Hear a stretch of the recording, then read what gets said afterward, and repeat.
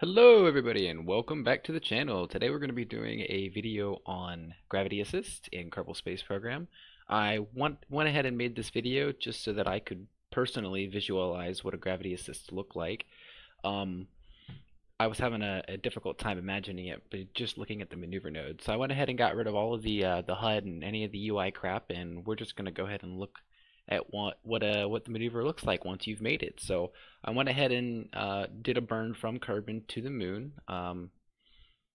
With this burn, we should encounter the moon, and then it should slingshot us into Minmus. So that was the goal of this gravity assist. I pre-recorded this video, so I already know what happens. And I went ahead and did an edit so that you could get a little bit of a more enjoyable viewing experience. When you get close to the moon, it stops the uh, time speed, the time warp, and I didn't want to have to sit there and wait for a minute or two while we went all the way around the moon. So I just went ahead and cut that crap out.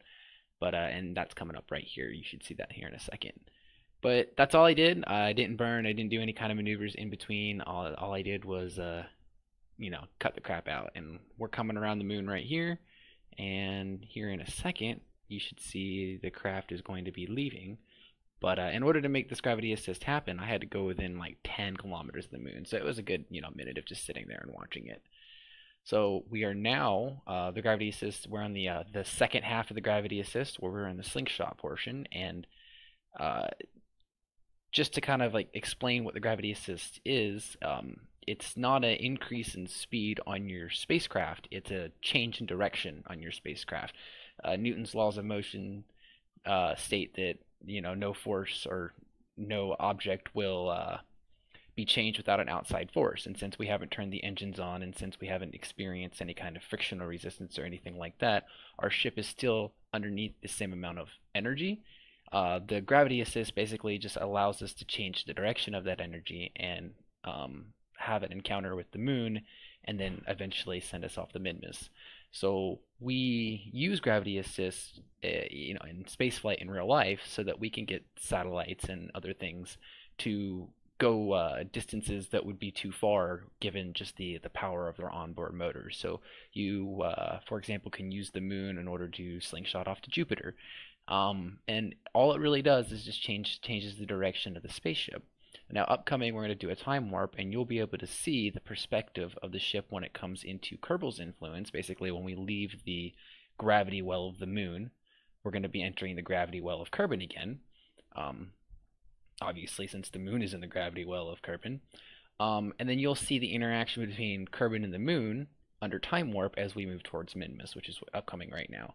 And as you can see, the moon looks like it's it's still orbiting, but we're kind of moving further and further away, and you can see that the planet Kerbin and the moon are getting smaller and smaller, and obviously that means that we are getting distance. But at no time did we burn the engines, at no time did we change any force on this ship. All we did was allow the moon to change the direction of the ship. So as you can see, we are, we are pretty far out now. We're getting, into Minmus territory, and when we get into the gravity well of Minmus, it will go ahead and shift the camera perspective again. And then once we are in Minmus's influence, the whole point of this satellite was to have a satellite outside Minmus. So once you're inside of the gravity well of Minmus, you will have to burn your engines in order to slow your speed down so that you can allow Minmus to capture you into an orbit. Because back to the laws of motion, without an outside force, the spaceship will slingshot around Minmus and go back into the orbit of Kerbin.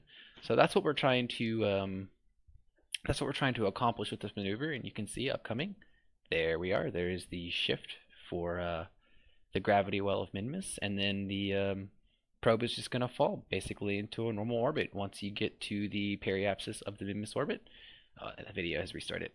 Once you get to the periapsis of the Minmus orbit, you just burn, and then you can complete your orbit like that. So I'm just going to make a nice short video, cut it there. That's all I really wanted to say, but hope you guys enjoyed this little educational video on gravity assist. Thanks for watching, take care, and have a great day. Bye-bye.